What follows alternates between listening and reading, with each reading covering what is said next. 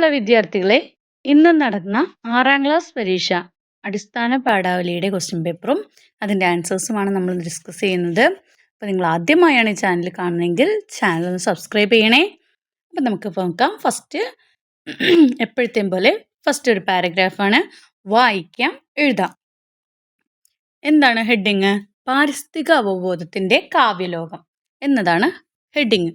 മലയാള കവിതയിൽ പാരിസ്ഥിതിക അവബോധം വളർത്തുന്നതിൽ നിരവധി കവികൾ അവരുടെ പങ്കുവഹിച്ചിട്ടുണ്ട്.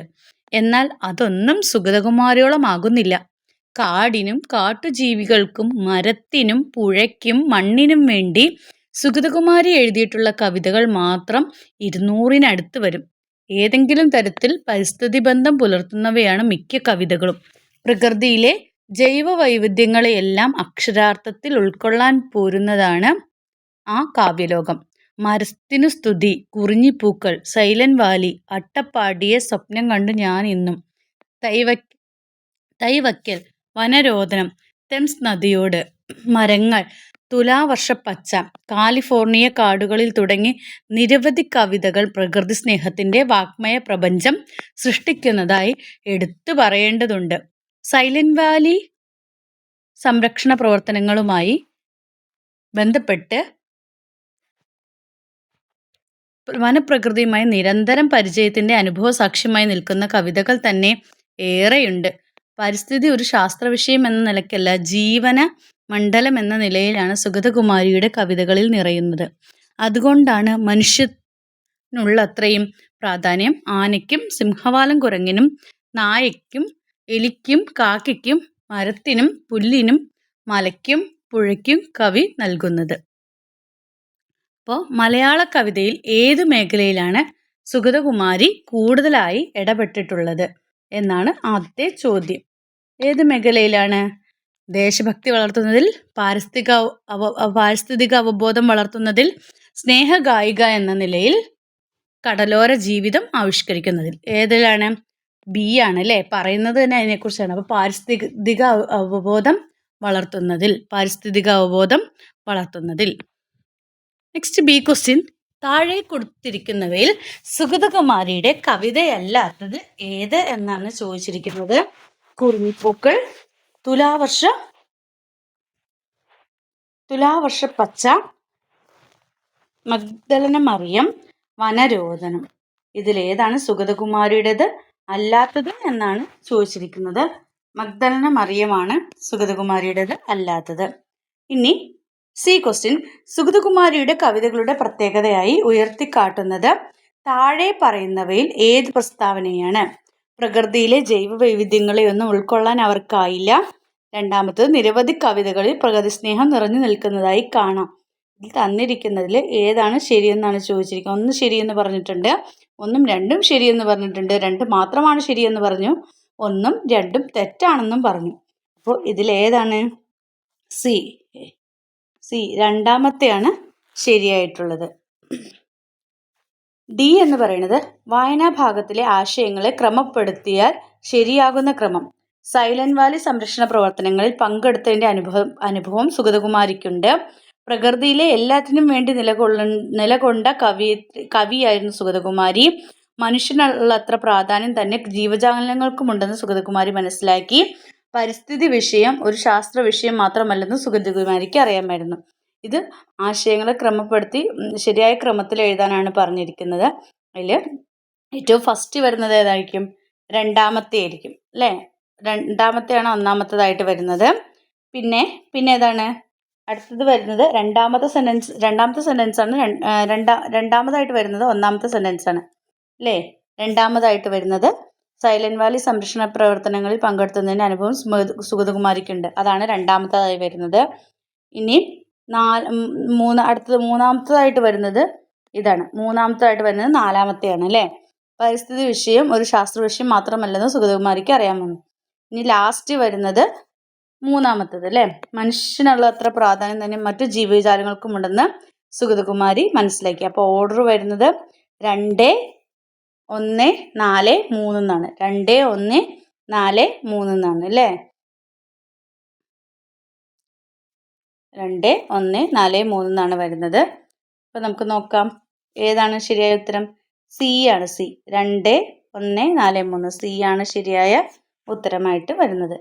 ആദ്യത്തെ 2, രണ്ടാമത്തെ 1, പിന്നെ 4, 3 ഇതാണ് ശരിയായ ഓർഡർ എന്ന് പറയുന്നത്. ഇനി രണ്ടാമത്തെ ക്വസ്റ്റ്യൻ പോസ്റ്റർ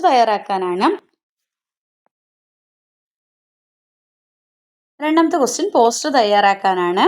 ഈ ക്വസ്റ്റ്യൻ തന്നിരിക്കുന്നത് കേരളത്തിലെ ഗ്രന്ഥശാലകൾക്ക് 200 വർഷത്തിനടുത്ത ചരിത്രമുണ്ട്. സെപ്റ്റംബർ 14 ഗ്രന്ഥശാല ദിനത്തോടനുബന്ധിച്ച് വിദ്യാലയത്തിൽ നടത്താവുന്ന പ്രവർത്തനങ്ങൾ എന്തൊക്കെയായിരിക്കും? സ്കൂളിൽ പ്രദർശിപ്പിക്കാനായി ഒരു പോസ്റ്റർ തയ്യാറാക്കാനാണ് നിങ്ങളോട് പറഞ്ഞിരിക്കുന്നത്. പോസ്റ്റർ തയ്യാറാക്കുമ്പോൾ ആദ്യം തന്നെ നമ്മൾ എന്ത് വേണം, ഒരു കോളമൊക്കെ വരയ്ക്കണം. കോളം വരച്ചിട്ട് നമ്മൾ എന്ത് ചെയ്യണം, അതിൻ്റെ ആശയങ്ങളൊക്കെ കറക്റ്റായിട്ട് വരുന്ന രീതിയിൽ ഒരു ബുക്കിൻ്റെ പടമൊക്കെ വരച്ചിട്ട് എന്തെങ്കിലും ഒരു വായിച്ചാലേ വളരൂ, അങ്ങനെയുള്ള വായിച്ചില്ലെങ്കിൽ വിളയും, അങ്ങനെയുള്ള എന്തെങ്കിലുമൊക്കെ എഴുതി ഒരു നല്ല ഇതൊക്കെ എഴുതി ഒരു പോസ്റ്റർ അല്ലെങ്കിൽ വായനാ ദിന ഗ്രന്ഥശാല ദിനം എന്നൊക്കെ എഴുതിയിട്ട് സെപ്റ്റംബർ 14 ഗ്രന്ഥശാല ദിനം എന്നൊക്കെ എഴുതിയിട്ട് ഒരു പോസ്റ്റർ തയ്യാറാക്കാനാണ് പറയുന്നത്. അതിൻ്റെ ഇടയ്ക്ക് ഒരു ബുക്കിൻ്റെ പടമൊക്കെ വരയ്ക്കാം. ഇങ്ങനെ ഒരു പോസ്റ്റർ നന്നായി നല്ല ആകർഷകമായ രീതിയിൽ തയ്യാറാക്കാനാണ് പറഞ്ഞിരിക്കുന്നത്. ബി ക്വസ്റ്റ്യൻ തന്നിരിക്കുന്നത് മാതൃഭാഷയെ സംബന്ധിച്ച് ശരിയല്ലാത്തത് ഏത്? ഒന്നാമത്തേത് തന്നിരിക്കുന്നത് മാതൃഭാഷ എന്ന വാക്കിൽ അർത്ഥം മാത്രമല്ല ഭാവവും അടങ്ങിയിരിക്കുന്നു. രണ്ടാമത്തെ തീക്ഷ്ണമായ വികാരങ്ങൾ പ്രകടിപ്പിക്കുന്നതിൽ മാതൃഭാഷയ്ക്ക് പങ്കില്ല. മൂന്നാമത്തെ അനുഭവങ്ങൾക്ക് അപ്പുറം അനുഭൂതിയും നൽകാൻ കഴിയുന്നത് മാതൃഭാഷയാണ്. ഭാവനാപരമായ ഒരു ജീവിതത്തിന് മാതൃഭാഷയുടെ ആവശ്യമില്ല. ഇതിൽ താഴെ ഓപ്ഷൻസ് കൊടുത്തിട്ടുണ്ട്. 1 മാത്രം ശരി, 3 മാത്രം ശരി, സി തന്നിരിക്കുന്ന 1, 3 ശരി, ഡി തന്നിരിക്കുന്ന 2, 4 ശരി എന്നാണ്. ഇതിൽ ഏതാണ്? നമ്മൾ ഡി ആണ്, 2, 4 ശരി. ഇനി സി ക്വസ്റ്റ്യൻ താഴെ കൊടുത്തവയിൽ തെറ്റായ പ്രസ്താവന ഏതാണെന്ന് ചോദിച്ചിരിക്കുന്നു. കണക്ക് പരീക്ഷയിൽ ഒന്നാമതായത് അവൻ്റെ കുശലത്വം കൊണ്ട് മാത്രമാണ്. കളിയിലുള്ള കുശലത്വമാണ് അവരെ വിജയിക്കാൻ സഹായിച്ചത്. കുശലത്വം ആവശ്യമില്ലാത്ത കളിയാണ് ചെസ്സ്. ശില്പിയുടെ കുശലത്വം ശില്പങ്ങളിൽ മനസ്സിലാക്കാം. ഇതിൽ സി ആണ് തെറ്റായ പ്രസ്താവന എന്ന് പറയുന്നത്. കുശലത്വം ആവശ്യമില്ലാത്ത കളിയാണ് ചെസ്സ് എന്നുള്ളതാണ് ഇവിടെ എഴുതേണ്ടത്. ഇനി ചുവടെ കൊടുത്ത 3A 3B എന്നീ ചോദ്യങ്ങളിൽ ഏതെങ്കിലും ഒന്നിന് മാത്രം ഉത്തരം എഴുതാനാണ് പറഞ്ഞിരിക്കുന്നത്. വിശകലന കുറിപ്പ് തയ്യാറാക്കാനാണ്, അപ്പോൾ വിശദീകരിച്ച് എഴുതാനാണ് പറഞ്ഞിരിക്കുന്നത്. നന്മ മലയാളം എന്നൊരു കവിതയാണ് തന്നിരിക്കുന്നത്. ഞാനും ഈ മണ്ണിൻ്റെ അവകാശിയാണെന്ന് 4 പേർ കേൾക്കെ പറയുവാൻ കുഞ്ഞെ നിനക്കുമുണ്ടൊരു ഭാഷ വരമായി മരണമില്ലാത്ത മലയാളം. ബാലമുരളീകൃഷ്ണൻ TRൻ്റെയാണ്. 2 അക്കഴുത്തിലെ നാനാവർണ്ണവും നറുനീരി നുൾക്കുളിരൊലിയും ചേർന്നെന്നുമീ മലയാളം മധുരിക്കുന്നു. പച്ചക്കിളി നിൻ കൊക്കെഴുത്തുന്ന മലരും കനിയുമൊൾ തേനുമീ മലയാളം. പഞ്ചവർണ്ണക്കിളി, ഒളപ്പമണ്ണയുടെ പഞ്ചവർണ്ണക്കിളി എന്ന കവിത. അപ്പം നിങ്ങൾക്ക് എങ്ങനെ എഴുതാം? ബാലമുരളീകൃഷ്ണൻ TRൻ്റെയും ബാലകൃഷ്ണ ഇതിനകത്ത് തന്നെ നിങ്ങൾക്ക് എടുത്ത് എഴുതാം അല്ലേ. ബാലമുരളീകൃഷ്ണൻ TRൻ്റെ നന്മ മലയാളം എന്ന കവിതയിലും ഒളപ്പമണ്ണയുടെ പഞ്ചവർണ്ണക്കിളി എന്ന ഇതിലും മാതൃഭാഷയെക്കുറിച്ചാണ് പറയുന്നത്. മാതൃഭാഷത്തിൻ്റെ മഹത്വത്തെക്കുറിച്ചാണ് പറയുന്നത്. അപ്പോൾ മാതൃഭാഷ എന്ന് പറയുന്നത് നമ്മുടെ അമ്മ പോലെയാണല്ലേ. അപ്പോൾ മാതൃഭാഷ അമ്മയാണ്.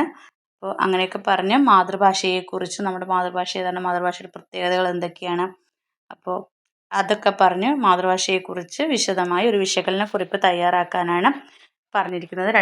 രണ്ട് കവിതകളും വിശകലനം ചെയ്ത് കുറിപ്പ് തയ്യാറാക്കാനാണ് പറഞ്ഞിരിക്കുന്നത്. അല്ലെങ്കിൽ അഭിപ്രായക്കുറിപ്പ് തയ്യാറാക്കാനാണ് പറഞ്ഞിരിക്കുന്നത്. ഏതൊരു വേദവും ഏതൊരു ശാസ്ത്രവും ഏതൊരു കാവ്യവും ഏതൊരാൾക്കും ഹൃത്തിൽ പതിയണമെങ്കിൽ സ്വഭാഷതൻ വക്രത്തിൽ നിന്നു താൻ കേൾക്കവണ്ണം. എൻ്റെ ഭാഷ വള്ളത്തോളിൻ്റെ എൻ്റെ ഭാഷ എന്നീ കവിതയിൽ പറയുന്നത് എന്താണ്?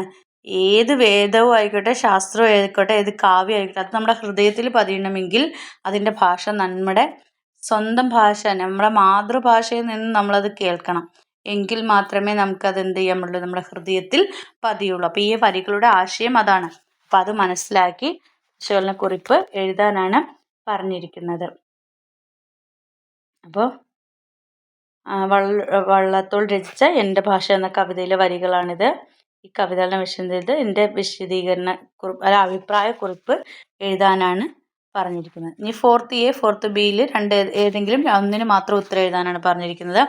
ആസ്വാദനക്കുറിപ്പാണ് തന്നിരിക്കുന്നത്. പ്രഭാതത്തിൽ വെളിച്ചമേകും ചെങ്കതിരോൻ്റെ പൊന്നിൽ കിരണവുമായി ചിരിച്ചു നിൽക്കും തെച്ചിപ്പൂവിൻ തുടുത്ത ഇതളുകളായി പറന്നു വന്നൊരു പൂമ്പാറ്റയുടെ പുള്ളിയുടുപ്പുകളായി തെന്നിപ്പാറും തുടുത്ത ഇതളുകളായി പറന്നു വന്നൊരു പൂമ്പാറ്റയുടെ പുള്ളിയുടുപ്പുകളായി തെന്നിപ്പാറും കുസൃതിക്കാറ്റിനൊരു നവഗന്ധവുമായി പുതിയ നിറങ്ങൾ, പുതിയ മണങ്ങൾ, പുതിയ വിശേഷവുമായി പുതിയ വിളക്കു തെളിച്ചുകൊണ്ടി പ്രഭാതമെത്തുമ്പോൾ മനസ്സിലെത്തി പുതു ചിന്തകൾ, പുത്തൻ മോഹങ്ങൾ വിരിഞ്ഞു വരുമൊരു ചിന്തകളൊക്കെ കുറിച്ചു വച്ചപ്പോൾ വരികൾക്കിടയിൽ മറഞ്ഞു നിന്നൊരു കവിത ചിരിക്കുന്നു. അനാമിക KH-ൻ്റെ പ്രഭാതത്തിൽ എന്നൊരു കവിതയിൽ നിന്നുള്ള വരികളാണിത്. ഇതിനെക്കുറിച്ച് ആസ്വാദനക്കുറിപ്പ് തയ്യാറാക്കാനാണ് പറഞ്ഞിരിക്കുന്നത്. ഇതിലെ ആശയങ്ങളും കവിതയിൽ പറഞ്ഞിരിക്കുന്ന ഇതിൻ്റെ സൗന്ദര്യവും ഇതിലെ ഉദാഹരണങ്ങളൊക്കെ ചേർത്ത് എന്തിനെക്കുറിച്ചാണ് പറഞ്ഞിരിക്കുന്നത് എന്നൊക്കെ അല്ലേ, ഒരു പ്രഭാത വർണ്ണന, അതായത് നമ്മുടെ രാവിലെ അല്ലേ പുലരിയെ വർണ്ണിച്ചുകൊണ്ട് എഴുതിയിരിക്കുന്ന ഒരു പ്രഭാതത്തിനെ കുറിച്ച് വർണ്ണിച്ചുകൊണ്ട് പുലരിയുടെ ഭംഗിയൊക്കെ പറഞ്ഞുകൊണ്ട് എഴുതിയിരിക്കുന്ന ഒരു കവിതയാണിത്. അപ്പോൾ നമ്മുടെ പ്രഭാതത്തിൽ എങ്ങനെയൊക്കെയാണ് പൊന്നിൻ കിരണവുമായി ചിരിച്ചു നിൽക്കും തെച്ചിപ്പൂവിൻ തൊടുത്ത ഇതളുകളായി അല്ലേ, അതായത് സൂര്യൻ്റെ അല്ലേ അതാണ് ഉദ്ദേശിക്കുന്നത്. പൊന്നിൻ കിരണവുമായി ചിരിച്ചു നിൽക്കുന്ന തെച്ചിപ്പൂവിൻ തൊടുത്ത ഇതളുകളായി പറന്നു വന്നൊരു പൂമ്പാറ്റയുടെ പുള്ളിയുടുപ്പുകളായി, അങ്ങനെയൊക്കെയാണ് എന്ത് ചെയ്യുന്നത് പ്രഭാതത്തെ ഇതിനകത്ത് വർണ്ണിക്കുന്നത്. അപ്പോൾ പ്രഭാത വർണ്ണന എങ്ങനെയാണ്, അത് ഈ പുലരിയുടെ വർണ്ണന എങ്ങനെയാണ്, അതിനെക്കുറിച്ച് ഈ കവിതയിൽ എത്ര മനോഹരമായാണ് എഴുതിയിരിക്കുന്നത് എന്നൊക്കെ പറഞ്ഞ് ഒരു ആസ്വാദനക്കുറിപ്പ് തയ്യാറാക്കാനാണ് പറഞ്ഞിരിക്കുന്നത്. അല്ലെങ്കിൽ ആസ്വാദനക്കുറിപ്പ്: വിളിച്ചാൽ നീ വരുമെങ്കിൽ, വിളിക്കുമ്പോൾ വരാറുള്ള കിളിക്കുഞ്ഞെ, നിനക്കിപ്പോൾ മഴത്തുള്ളി ചിഞ്ചിലങ്ങൾ പഠിക്കാനുണ്ടോ. അപ്പോൾ ഈ കവിതയെക്കുറിച്ച് ഒരു ആസ്വാദനക്കുറിപ്പ് തയ്യാറാക്കാനാണ് അതല്ലെങ്കിൽ പറഞ്ഞിരിക്കുന്നത്. അപ്പോൾ അടുത്തത് ആസ്വാദനക്കുറിപ്പാണ്. അപ്പോൾ ഇത്രയൊക്കെയാണ് നിങ്ങളുടെ ഇന്നത്തെ പരീക്ഷയുമായി ബന്ധപ്പെട്ടിട്ടുള്ള ക്വസ്റ്റ്യൻസും അതിൻ്റെ ഉത്തരങ്ങളും ഉള്ളത്. അപ്പോൾ നിങ്ങൾക്ക് വീഡിയോ ഉപകാരപ്രദമായെങ്കിൽ ലൈക്ക് ചെയ്യുക, ഷെയർ ചെയ്യുക. ആദ്യമായി ചാനൽ കാണുന്ന കൂട്ടുകാരുണ്ടെങ്കിൽ ചാനലൊന്ന് സബ്സ്ക്രൈബ് ചെയ്യണേ. Then see you again. Thank you.